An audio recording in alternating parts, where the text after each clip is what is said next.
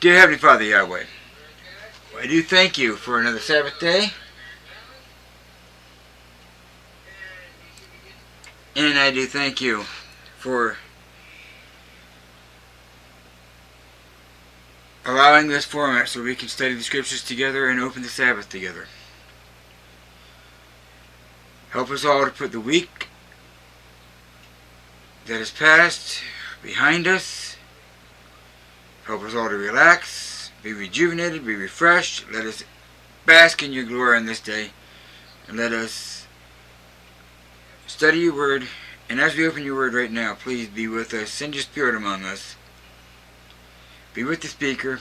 Let the words spoken be your words, not mine, not that of my own. And may this message be a blessing to everyone, especially to you. In Yahshua's name we ask. Make it so. Hallelujah. Alright, so here we are. And alright.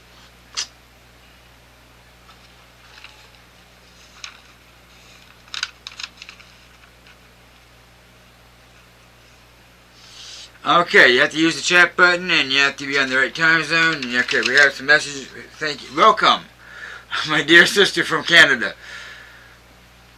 And anyone else who's with us, please chime into the chat. Make this a conversation, especially since the way this message came together. If I put in my thoughts, we could be here for hours. So we're just going to read the scriptures, mainly, and let the scriptures speak for themselves.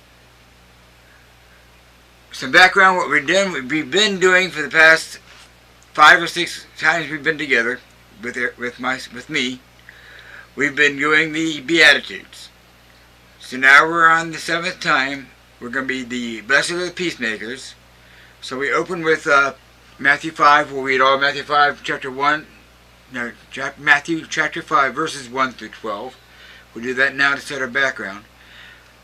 But when he saw the crowds, he went up on a mountain, and when he was seated, his taught ones came to him.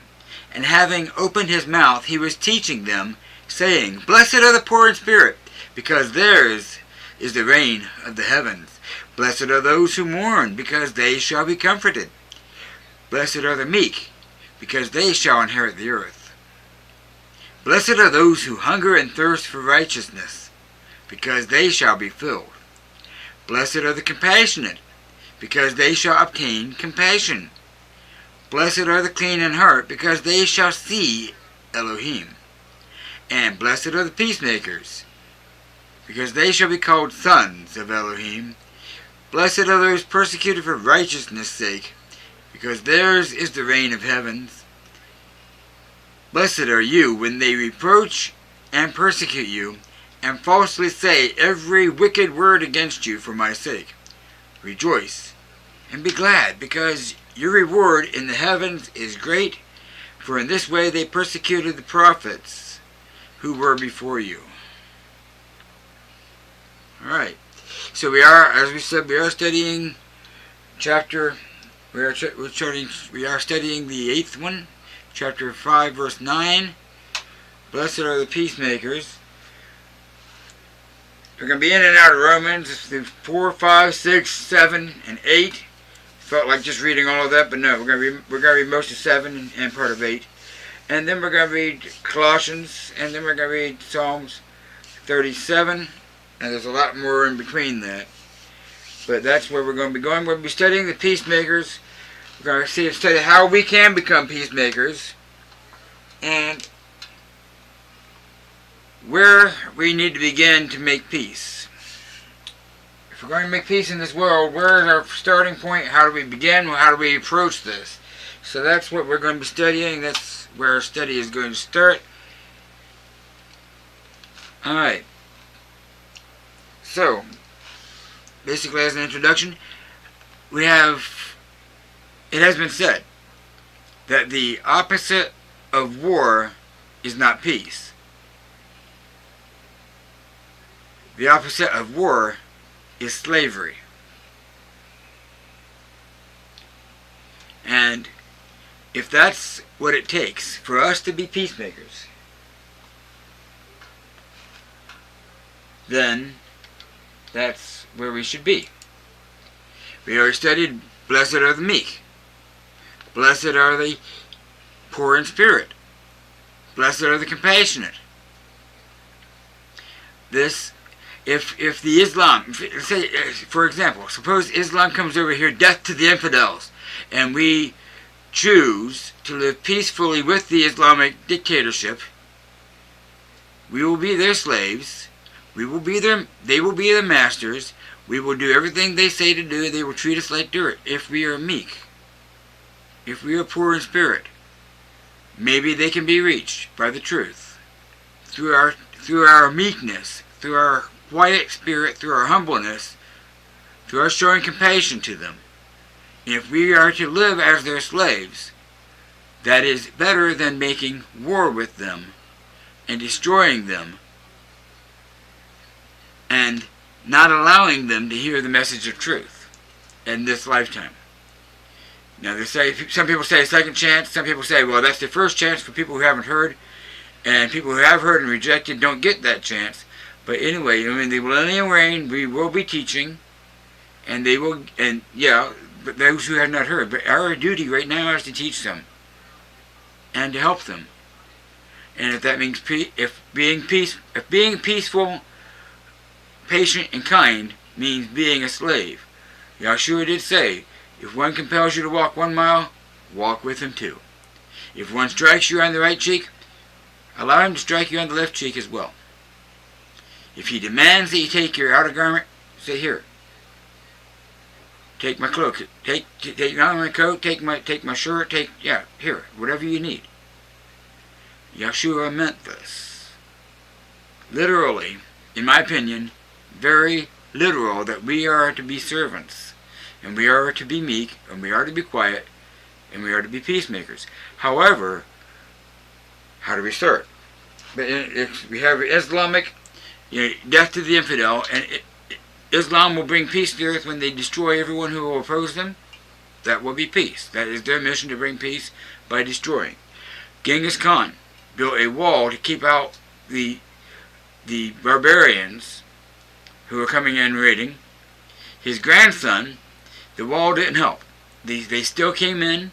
His grandson took and slew every one of these Tartars. All the males. He slew all the males, he took the women and children, and marched them over into Eastern Europe. And they continued to be a problem for Eastern Europe. The Tartars and the Huns, you can read about the history of Poland and Lithuania, and how they were terrorized from these other groups that were not of European nature. They were not the Slavics.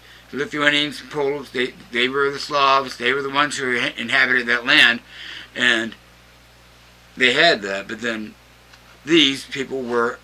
That's how Kublai, not Genghis, Kublai Khan, the grandson of Genghis Khan, that's how he brought peace, by killing all the inhabitants that would oppose him. So we see a pattern here. And Israel did the same thing. We'll go to Bamidbar, or Numbers, chapter 33, verse 50, and we'll see Yahweh commanded us at that time. Not saying we're commanded to do that now. But Yahweh commanded at that time, when the children of Israel were to inherit the land, which Shaul says is a shadow picture of what is yet to come. So their inheritance of the land is our inheritance of the kingdom. We got that. But now, when they're supposed to go in the land, Yahweh instructed them to do something, and we'll read this. And Yahweh spoke to Moshe in the desert plains of Moab, by the Yarden of Jericho, saying, Speak to the children of Israel, and say to them, When you have passed over the Jordan into the land of Canaan, then you shall drive out all the inhabitants of the land before you, and you shall destroy their engraved stones, and you shall destroy their molded images, and lay waste to all their high places, and you shall possess the land, and dwell in it. For I have given you the land to possess. And you shall divide the land as an inheritance among your clans. To the larger you give a larger inheritance, and to the smaller you give a smaller inheritance. Whoever Wherever the lot falls to anyone, that is his. You inherit according to the tribes of your fathers.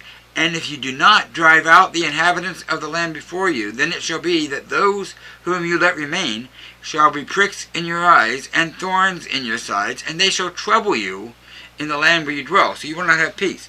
And you shall do, and I shall do, and it shall be that I do to you that I thought to do to them. So Yahweh thought to bless the Amalekites, but then he changed his mind and told Abraham, no, the evil of the Amalekites is not complete. 400 years, your descendants will inherit this land. But that's a different story. Yahweh is now going to pour the blessings upon Israel. He's going to do to us as he thought to do to them. And we're going to inherit the land, but he instructed us. In another passage, we're not going to go there, but he lists specifically what tribes we are to slay. The Jebusites, which were inhabiting Jerusalem, were to be completely annihilated. They weren't. We have other tribes, the Hittites, the Hivites. We were told to slay every one of them, and then these other inhabitants is said to drive them out, get them out of your land. They're not going to allow peace. So to have peace, we need to annihilate the enemy, total annihilation of the enemy. And is that what we are called to do now? To any enemy of the United States of America, or any enemy of Canada, or any enemy of our nation? Is that what we're called to do now? Or is there a better way for having peace, and is there another war that we should be fighting? Now we do know that sometime on this earth, all the kingdoms of the earth will answer to Yahshua, and Yahshua will bring that peace here on earth completely by annihilating all the evil. We're going to read in Revelation 21, verse 1 through 8, and then we're going to get on to what war we should be fighting. Okay, Revelation 21, verse 1. And I saw a renewed heaven and a renewed earth, for the former heaven and the former earth had passed away, and the sea is no more. And I, Yohanan, saw the set-apart city, renewed Jerusalem, coming down out of the heaven from Elohim, prepared as a bride, adorned for her husband. And I heard a loud voice from the heaven saying, see, the booth of Elohim is with men, and he shall dwell with them, and they shall be his people, and Elohim himself shall be with them, and be their Elohim. And Elohim shall wipe away every tear from their eyes. And there shall be no more death, nor mourning, nor crying, and there shall be no more pain. For the former matters have passed away. And he who was sitting on the throne said, see, I make all matters new. And he said to me, write, for these words are true and trustworthy. And he said to me, it is done. And the Aleph, and the Tau, the beginning and the end. To the one who thirsts, I shall give of the fountain of water of life without payment. And to the one who overcomes shall inherit all this, and I shall be his Elohim, and he shall be my son. But as for the cowardly, and untrustworthy, and abominable, and murderers, and those who whore, and drug sorcerers, and idolaters, and all the false, their part is in the lake of fire, which burns with fire and sulfur, which is the second death. So Yahshua is going to do this before Yahweh comes and reigns. No man has seen the Father. But Yahshua is going to come, and he's going to throw all the evil people into the lake of fire. Those who would be disrupting the peace. In order to have peace, everybody has to get thrown into the lake of fire that's going to break up that peace. If we agree to live peacefully under Yahshua, that's fine. If not, then there's that lake of fire we can go play in. We will be destroyed.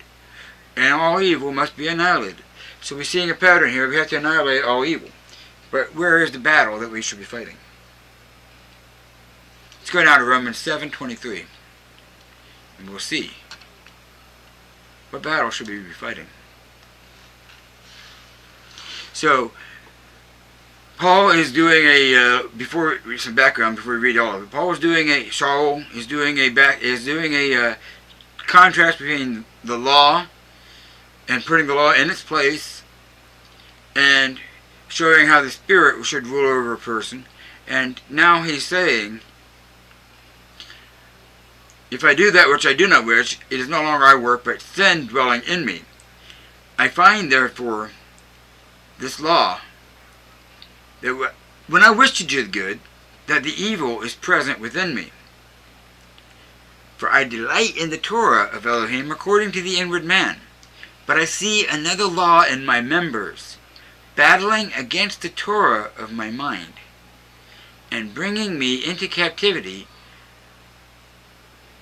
into the law of sin which is in my members. Wretched man that I am, who shall deliver me from this body of death? So we see that there is sin in us, and the sin is causing us to not do what we want to do. So we're like a slave to sin. When we want to do right, we're like chained and bound, and we must do as the sin tells us to do. Continuing on. Thanks to Elohim through Yahshua Messiah our Master. So then, with the mind I truly serve the Torah of Elohim, but with the flesh, the law of sin. There is then no condemnation to those who are in Messiah Yahshua, who do not walk according to the flesh, but according to the Spirit. For the Torah of the Spirit of the life in Messiah Yahshua has set me free from the law of sin and death.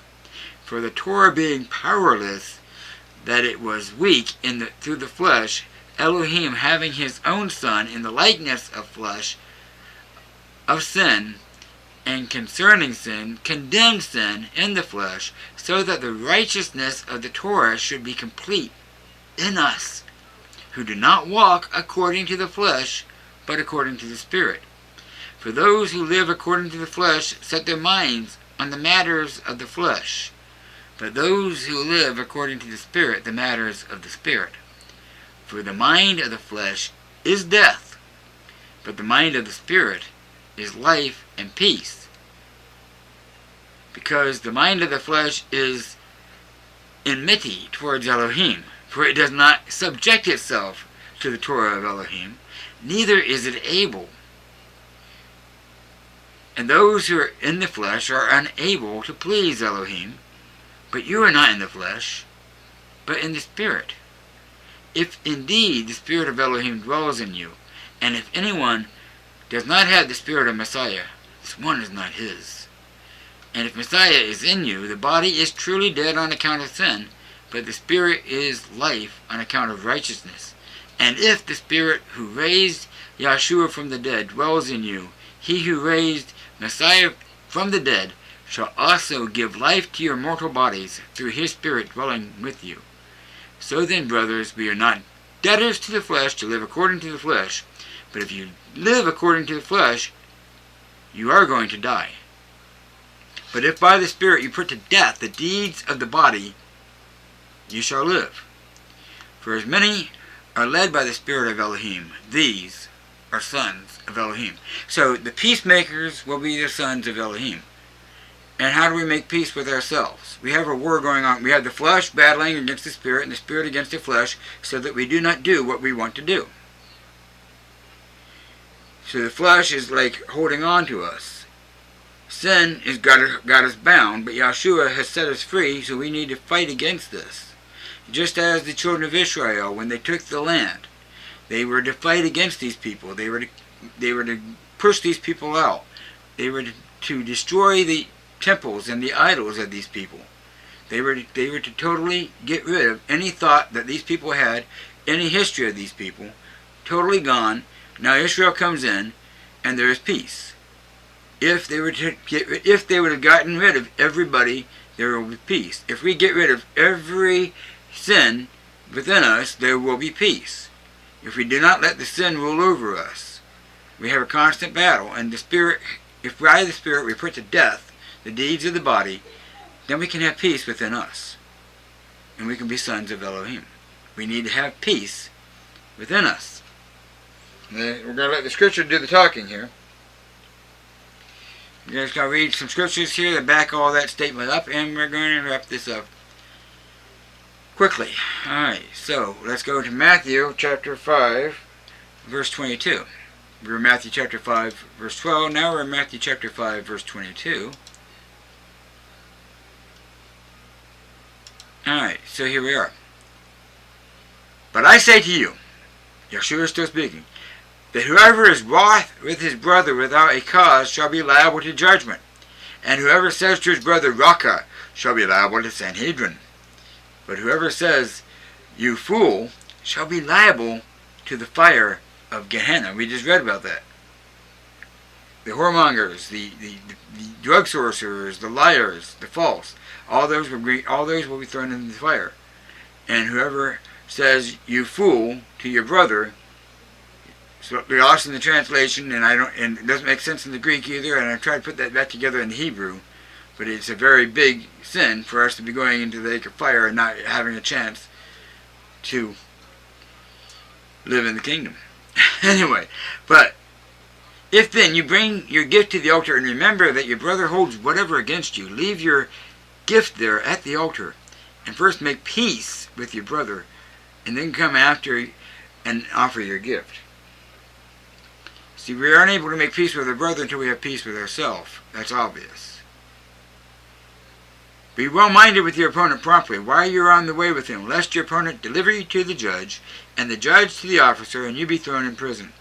Truly I say to you, you by no means get out of there until you paid the last penny. You heard it said of those of old, you shall not commit adultery. But I say to you that everyone looking at a woman to lust after her has already committed adultery with her in his heart. And if your right eye causes you to stumble, pluck it out, and throw it away from you. For it is better that one of your members perish than for your entire body to be thrown into Gehenna. And if your right hand causes you to stumble, cut it off, and throw it away from you. For it is better for you that one of your members perish than for your entire body to be thrown in Gehenna. So, I'm sure the right hand and the right eye is symbolic. If we have a sin in us, if we have a compulsion that is causing us to continually to do evil, see, it's no longer I who sin, but sin in me, as Shaul said. But, if we have this in us that is causing us to lust after our sister, we need to throw that out. So we go now to Romans 6, and we go Romans 6 verse 12. Alright, so, therefore do not let sin reign in your mortal body to obey its desires. Neither present your members as instruments of unrighteousness to sin.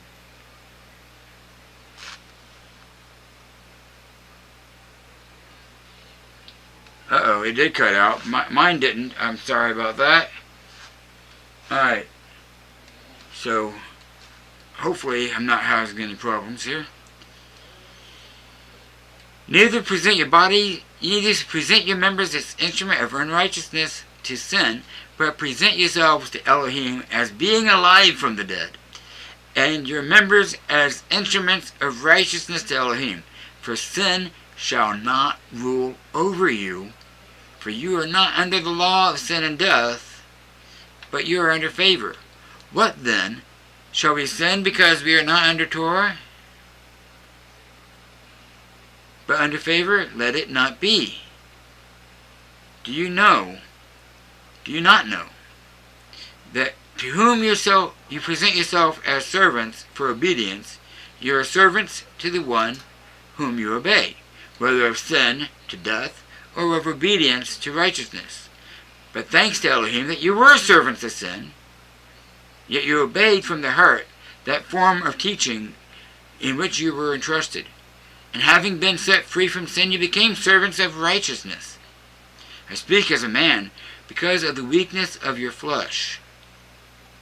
For even as you did present your members as servants of uncleanness and of lawlessness, resulting in lawlessness, so now present your members as servants of righteousness, resulting in set-apartness. For when you were servants of sin, you were free from righteousness. What fruit were you having then, over which you are now ashamed? For the end thereof is death.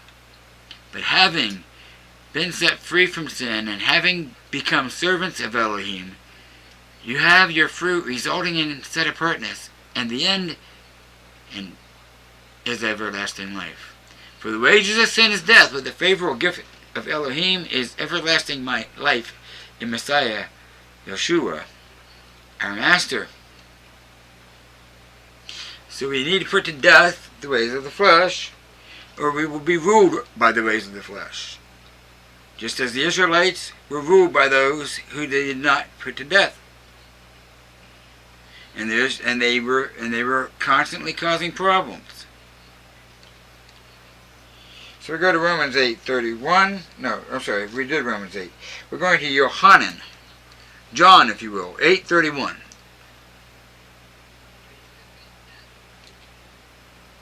Alright, so Yohanan 8:31. So Yeshua said to those Yehudim who believed him, you stay in my world. If you stay in my word, you are my taught ones. And you shall know the truth, and the truth shall make you free. And they answered him, we are the seed of Abraham, and have been servants to no one at any time. How do you say, you shall become free? Yeshua answered them, truly, truly I say to you, everyone doing sin is a servant of sin. And the servant does not stay in the house forever. A son stays forever. If the Son makes you free, you shall be free indeed. So we want to be sons of righteousness. We want to be sons of Elohim. We cannot be sons of Elohim and servants of sin at the same time. So if we have sin within us, we need to abide in the Spirit and not accomplish the lust of the flesh. The war is within us. We need to bring peace to us. When we have peaceful within us, we don't have the strife going within us, then we can bring the peace of Yeshua that Yeshua has brought to us. We can bring that peace to another person and another person, and it can exponentially expand. But we cannot just demand that there be world peace and hold up a sign, let there be peace. No, it doesn't work that way. We have to be peaceful. And if being peaceful, like we started out with, the opposite of war is not peace. The opposite of war is slavery. But if we're going to be peaceful, we're not going to be warlike. So if being peaceful means that we're going to be a slave, it is better for the person who is ruling over us. We know that we're going to inherit the kingdom. We're going to read that. We're going to get ahead of ourselves. Let's first, one more verse about death. Let's go to Colossians chapter 3, verse 1. I know we had chapter 3, verse 5 on our list, but we changed our mind at the last minute. So Colossians chapter 3, verse 1 through 15. If then you were raised with Messiah, seek the matters which are above, where Messiah is seated at the right hand of Elohim. Mind the matters above, not those on earth. For if you have died, and your life has been hidden with Messiah in Elohim, when the Messiah, who is our life, is manifest, then you shall also be manifest with him in esteem. Therefore, put to death your members which are on earth, whoring, uncleanness, passion, evil desire, greed of gain, which is idolatry. Because of these, the wrath of Elohim is coming on the sons of disobedience, in which you also walked once when you lived in them. But now, also put off all these, displeasure, wrath, evil, blasphemy, filthy talk from your mouth. Do not lie to each other, since you have put off the old man with his practices, and have put on the new one, who is renewed in knowledge according to the likeness of him who created him. Therefore, as chosen ones of Elohim, set apart, beloved, put on compassion, kindness, humbleness of mind, meekness, patience, bearing with one another and forgiving each other.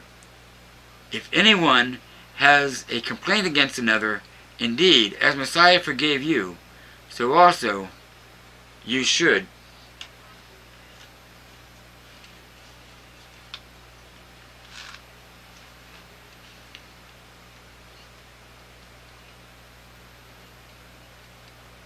But above all these, put on love,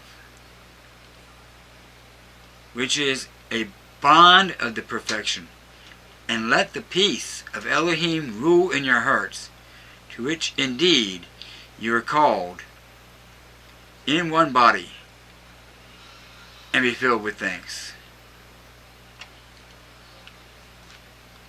Okay, so part 3, wrapping this up, the conclusion here. Alright, so we got around to Romans chapter 4 verses 16. Key verse is Romans chapter 5 verse 1, but Paul has to build up to get to Romans chapter 5 verse 1. Chapter and verse markings are kind of weird when you go into Romans. Almost every chapter starts with a therefore. I mean, like, how can we have a therefore at the beginning of a chapter? What is that there for? But okay, but we're going to go to Romans chapter 4 to build up to Romans chapter 5 verse 1. For the Torah works out wrath, for where there is no Torah, there is no transgression. On account of this,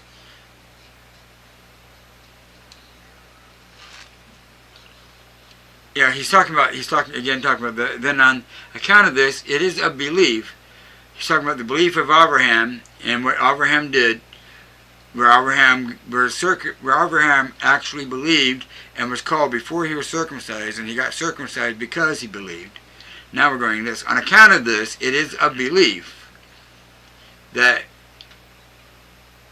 it be according to favor, for the promise is to be made certain to all the seed, not only to those who are of the Torah, but also to those who are of the belief of Abraham, who is father of us all. As it has been written, I have made you a father of many nations, in the presence of whom he believed, even Elohim, who gives life to the dead and calls that which does not exist as existing, who against all expectation did believe, in expectation, so that he should become the father of many nations, according to what was said, so shall your seed be. And not having grown weak in belief, he did not consider his body already dead, being about 100 years old, and the deadness of his Sarah's womb.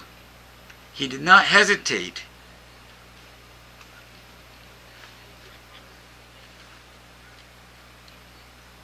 about the promise of Elohim through the unbelief, but was strengthened in belief, giving esteem to Elohim, and being completely persuaded that what he had promised he was also able to do. Therefore, it was reckoned to him for righteousness. And not because of him alone was it written that it was reckoned to him, but also because of us, to whom it shall be reckoned to us, who believe in him who raised up Yeshua our Master from the dead, who was delivered up because of our trespass, and was raised for us to be declared right. Therefore, having been declared right by belief, we have a peace with Elohim through our Master, Yeshua Messiah. So we make peace with ourselves, and we can live peacefully with those in the world, even if they want to war against us. And here's one last reassurance. We're going to read Psalm 37, all of it. And as we read Psalm 37, know what happens to the evildoers, and see that they have no power over you, and do not fear them. Do not fear the ones who can destroy the body, but rather fear the one who can destroy the body and the soul in the lake of fire. We must be peaceful to these people, even if they're not peaceful to us, and this one should be encouraging to us, and we'll wrap it up with this.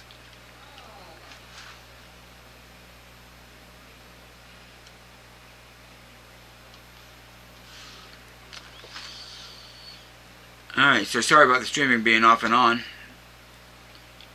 I haven't noticed it on my end like that, so I'm not sure what's causing that. Do not fret because of evildoers. Do not be envious of the workers of unrighteousness, for they soon wither like grass and fade away like green plants. Trust in Yahweh and do good. Dwell in the earth and feed on steadfastness, and delight yourself in Yahweh, and let him give you the desires of your heart. Commit your way to Yahweh, and trust in him, and he does it. And he shall bring forth your righteousness as the light, and your right ruling as midday. Rest in Yahweh, and wait patiently for him. Do not fret because of him who prospers in his way, because of the man doing wicked devices. Abstain from displeasure and forsake wrath, and do not fret, also to do evil. For evildoers are cut off, but those who wait on Yahweh, they shall inherit the earth. Yet a little while the wrong is no more, and you shall look on his place, but it is not. But the meek ones shall inherit the earth, and delight themselves in plenty of peace. The wrong one plots against the righteous, and gnashes his teeth at him. Yahweh laughs at him, for he sees that his day is coming. The wrong have drawn a sword, and have beat their bow, to cause the poor and needy to fall, to slay those who walk straightly. Their sword does enter into their own heart, and their bows are broken. Better is the little of the righteous one than the riches of the many wrongdoers, for the arms of the wrongdoers are broken, but Yahweh sustains the righteous. Yahweh knows the day of the perfect, and their inheritance is forever. They are not ashamed in a time of evil. In the days of scarcity of food they are satisfied. But the wrongdoers shall perish, and the enemies of Yahweh, like the splendor of the meadows, they vanish. Like smoke, they vanish away. The wrongdoer is borrowing and does not repay, but the righteous one shows favor and gives. For his blessed ones shall inherit the earth, but those cursed by him are cut off. Steps of man are ordered by Yahweh, and he delights in his way. Though he falls, he is not cast down, for Yahweh is supporting his hand. For I have been young, and now I am old. And I have seen the righteous forsaken. I have not seen the righteous forsaken, nor his seed begging bread. All day long he is showing favor and lending, and his seed is for a blessing. Turn away from the evil,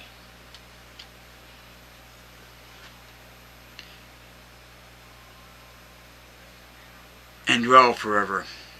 Turn away from the evil and do good, and dwell forever. For Yahweh loves right ruling, and does not forsake his kind ones. They shall be guarded forever, but the seed of the wrongdoers is cut off. The righteous shall inherit the earth and dwell in it forever. The mouth of the righteous speaks wisdom, and his tongue talks of right ruling. The Torah of Elohim is in his heart, and his steps do not slide. The wrong one is watching for the righteous, and seeking only to slay him. Yahweh does not leave him in his hand, nor let him be declared wrong when he is judged. Wait on Yahweh and guard his way, and he shall exalt you to inherit the earth. When the wrongdoers are cut off, you shall see it. I have seen the wrongdoer great in power, spreading himself like a native green tree. Yet he passed away, and see, he was not. And I sought him, but he was not found. Watch the perfect, and observe the straight, for the latter end of each is peace. For the transgressors shall be destroyed together, the latter end of the wrong shall be cut off, but the deliverance of the righteous is from Yahweh, their strength in time of distress. And Yahweh does help them and deliver them. He delivers them from the wrong and saves them, because they took refuge in him. Hallelujah. Now, dear Heavenly Father Yahweh, we do thank you for allowing us to come together and study your word. Let us realize that in order to bring peace on this world, we must first bring peace to ourselves. And in order to bring peace to ourselves, we must destroy any part of us that is warring against you. And then when we have peace within us, your peace, which Yahshua brings to us, then we can act peacefully to the world, even if they are not going to act peacefully toward us. For they are continuing to war against you, and now we are of you, and they will war against us, but we must act peacefully and deal with them with patience and kindness and show them your love. No matter how much it is painful to our flesh, we must abide in your spirit and not accomplish the lusts of the flesh. As we just read in the psalm, you will deliver us from that evil. We pray that you do deliver us from evil. We pray that your kingdom comes, and that your will be done on earth as it is in heaven. And help us to be a blessing to you. We ask this in Yahshua's name, and so it is. Hallelujah. Alright, again, thank you for joining us. Shalom. Alright, tomorrow's schedule. I'm not sure if Enduring Hope will be broadcasting. We do not Shalomo Solomon, if you will. Solomon, as his name was given, is out of town. So we don't know if he's going to have service, if there's going to be services at the building at Enduring Hope. And if that will be broadcast, we will relay that. We will replay that broadcast and translate it so it can be heard here and seen here. Torah School of Language Arts tomorrow is scheduled at noon, and I am very much planning on being there and doing it. If Yahweh is willing, then it will happen. And of course, to have live worship service, and Hector and Robert Castillo speaking tomorrow, but the entire group over there in Shalom Assembly in Illinois is planning on doing that, and if Yahweh is willing, it will happen. With that being said, may you enjoy the rest of the Sabbath. See what I did there? The rest of the Sabbath? Alright, shalom. Yahweh bless you. Have a great night.